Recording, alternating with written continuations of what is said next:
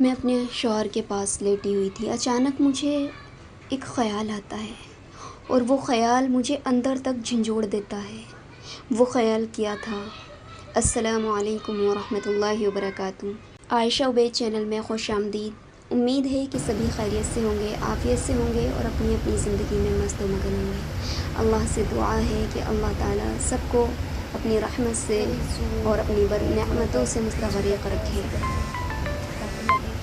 جی ہاں، یہ واقعہ ہے اب سے 4-5 روز پہلے کا۔ ہمارا بیڈ پڑا ہوا ہے، بیڈ کے برابر میں ہم چارپائی ڈالتے ہیں، اس کے بیچ ایک چھوٹی سی جگہ خالی رہ جاتی ہے، وہاں میرے ہسبینڈ اکثر لیٹ جاتے ہیں کولر کے سامنے کی وجہ سے۔ اب میں وہاں وہ لیٹے ہوئے تھے، انہوں نے کہا کہ مجھے اتنی چھوٹی سی تم نے جگہ دی ہوئی ہے لیٹنے کے لیے، قبر کی برابر۔ اب اس بات کو میں نے سن کر نظر انداز کر دیا۔ تھوڑی دیر بعد میں وہاں جا کر ان کے پاس لیٹ جاتی ہوں، اور جب میں لیٹتی ہوں نا، مجھے لیٹتے ہی ایک خیال آ جاتا ہے جو میرے شوہر نے ابھی تھوڑی دیر پہلے بات کہی تھی کہ مجھے قبر کی برابر جگہ دی ہوئی ہے۔ اب وہ خیال مجھے ایک دم سے اندر سے جھنجھوڑ دیتا ہے۔ یہ میرے لیے سب سے بڑا اور سب سے خاص دن تھا۔ پتہ نہیں یہ اللہ کی میرے اوپر ایک عنایت تھی، اللہ کی میرے اوپر خاص نظر رحمت تھی۔ مجھے خیال آیا کہ قبر میں جب ہمیں تنہائی میں اتنی چھوٹی سی جگہ میں اتار دیا جائے گا، سارے دوست احباب سب گھر واپس آ جائیں گے اور ہم تنہا قبر میں رہ جائیں گے۔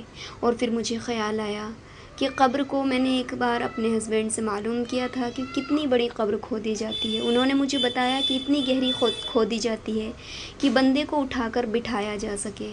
تو پھر مجھے سارا قبر کا جیسے منظر میرے سامنے ہو، میں محسوس کر رہی تھی کہ قبر میں مجھے اتار دیا جائے گا اور پھر مجھے فوراً فرشتے آ کر بٹھا دیں گے، اور جب فرشتے مجھے آ کر بٹھائیں گے اس وقت میرے اوپر کیا خوف طاری ہوگا، میرے اپنے سب چلے جائیں گے۔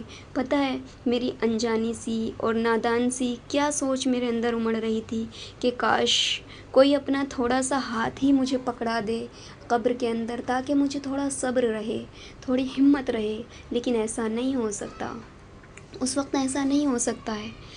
تو میں سوچ رہی تھی کہ قبر میں جب فرشتے آ جائیں گے، قبر پر مٹی ڈالتے ہی فرشتے وہاں نازل ہو جاتے ہیں، تو اس وقت مجھ پر کیا خوف طاری ہوگا۔ پھر میں نے کیا سوچا کہ میں اپنے شوہر سے، میں اپنے رشتہ داروں سے، اپنے عزیزوں سے کہوں گی کہ میری قبر کے پاس کچھ دیر، بلکہ بہت زیادہ دیر رک کر اور اونچی آواز میں کچھ میرے لیے ایصال ثواب کرنا، تاکہ مجھے آواز آئے اور مجھے ہمت بندھی رہے کہ ہاں میرے اپنے بھی یہاں موجود ہیں۔ اور اس وقت میرے اوپر اتنا خوف طاری ہو گیا تھا کہ میرے آنکھوں سے آنسو زاروں قطار بہہ رہے تھے، اور میں اپنے رب سے اتنی دعائیں کر رہی تھی، اتنی معافیاں مانگ رہی تھی۔ میں سوچ رہی تھی کہ کہیں یہ میرا آخری دن تو نہیں ہے کہ مجھے اس طرح کے خیالات آنے لگے کہ کہیں اللہ تعالیٰ نے مجھے توبہ کی توفیق تو نہیں دے دی آخری لمحوں میں۔ اور میں اتنا رو رہی تھی، اور میں نے اپنے شوہر سے کہا کہ اللہ کے واسطے مجھے معاف کر دینا، اور خدا نخواستہ میں اگر کبھی آپ سے ناراضگی میں اس دنیا سے رخصت بھی ہو گئی تو میرے مرنے کے بعد میری طرف سے اپنے دل میں کوئی کھوٹ مت رکھنا اور مجھے معاف کر دینا، اور کبھی میرا ذکر برائی سے مت کرنا۔ لیکن وہ اس وقت میں تو ایموشنز میں تھی اور میں تھوڑی غمزدہ تھی، فکر میں تھی، لیکن وہ اس بات کو ایک مذاق میں لیے ہوئے تھے۔ انہوں نے مجھے کوئی جواب نہیں دیا، جس کی وجہ سے مجھے اور زیادہ فکر لگی ہوئی تھی۔ میں رات کو بہت رات تک اس پر سوچتی رہی اور روتی رہی، اور اپنے رب سے معافیاں تلافیاں کرتی رہی، اور میں کہتی رہی کہ اللہ، جس کا میں نے دل دکھایا، جس کا میں نے حق مارا، اگر مجھے تو معلوم نہیں کہ میں نے کہاں کہاں کیا خطائیں کس کس کے ساتھ کیں، کس کو دل دکھایا، کس کے حقوق میں گستاخی کی، اے اللہ، لیکن جس کے بھی حق میرے اوپر ہیں تو اس کو اتنی خوشیاں دینا دنیا میں بھی اور آخرت میں بھی کہ اسے مجھ سے حساب لینے کی ضرورت ہی نہ پڑے۔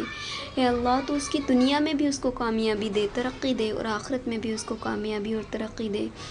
پھر میں نے اللہ سے معافیاں کی کہ اللہ، میں نے جتنے گناہ کیے اللہ مجھے معاف کر دے۔